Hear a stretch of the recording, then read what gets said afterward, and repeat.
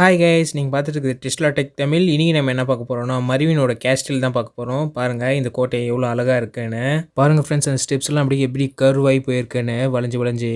மேலே பாருங்கள் ஒரு சின்ன டோரு, அதுக்கு மேலே ஒரு சின்ன டோர் இருக்குது பாருங்கள். அதுக்கு மேலே கிங் இருக்குது, எவ்வளோ அழகாக இருக்குது பாருங்கள்.